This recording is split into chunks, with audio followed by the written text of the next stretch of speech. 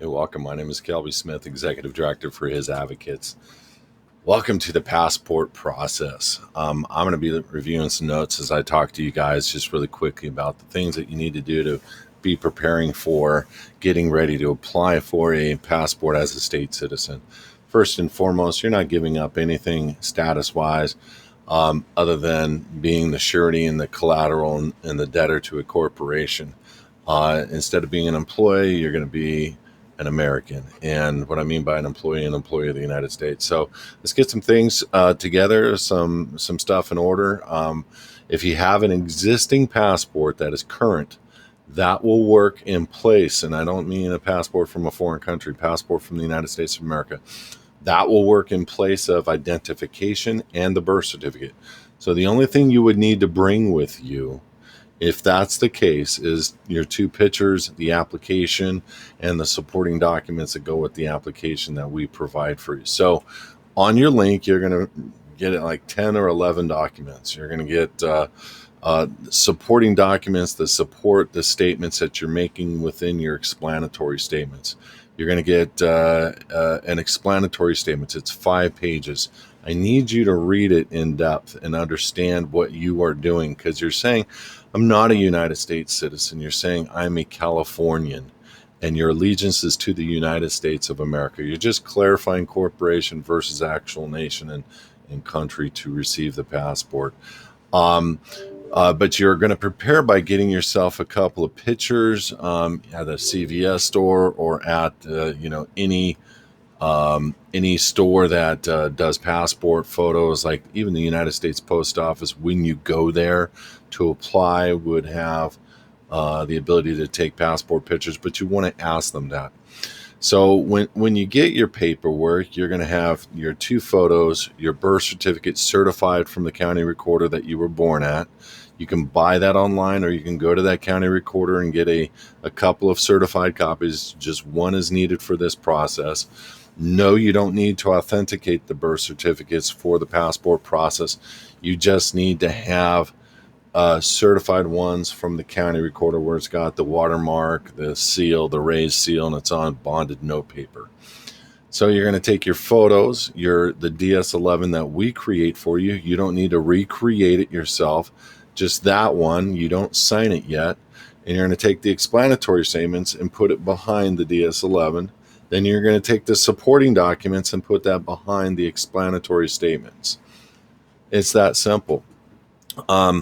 With the supporting documents, you're going to go down to the United States Post Office or to the Secretary of State or to the court.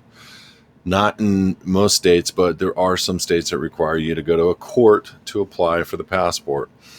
And I want to say we get 100% of these submitted. Don't worry about it. A lot of times people are in fear, they have anxiety that comes up. This is very simple. Once you walk into the post office, for example, sometimes, very rare, you have somebody that tells you how to fill your application out. They ask you your social. They ask you for the information that is not on there. And you say, very simply, I paid my private counsel, who's done thousands of these, to do these documents for me. I really appreciate your attempted legal advice, but I don't need legal advice. That's what I've already paid for. Please just submit them as they are, and in a couple weeks, I will come and show you my passport and show you that what we did was lawful and the correct way to do it. And I completely thank you for attempting to help me, but just file it as it is. Don't make any changes on my application. Thank you very much. And that's it. Very rare does anything come around where that is not accepted.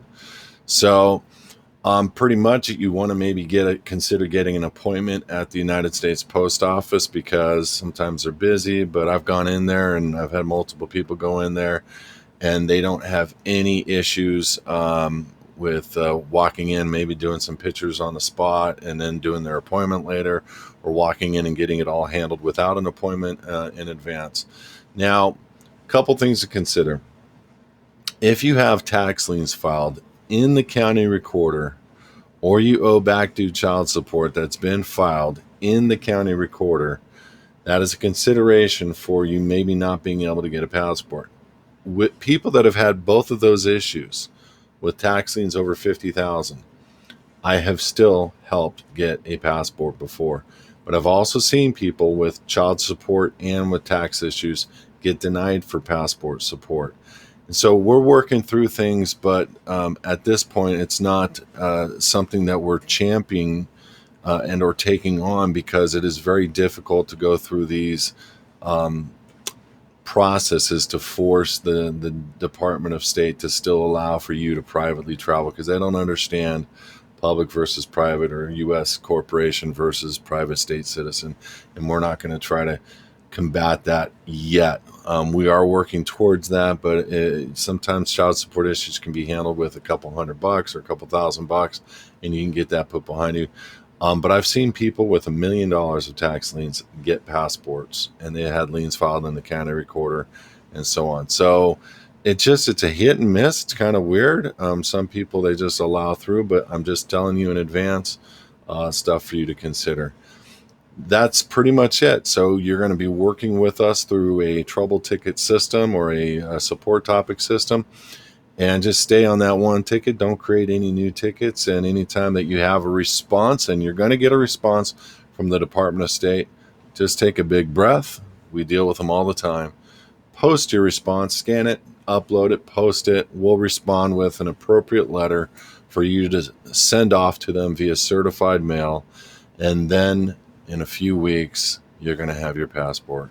Congratulations, and welcome to HISAdvocates. I'm super happy that you've started this journey with us. There's always nuances and everything, but we're here to support you 100% through this process. God bless.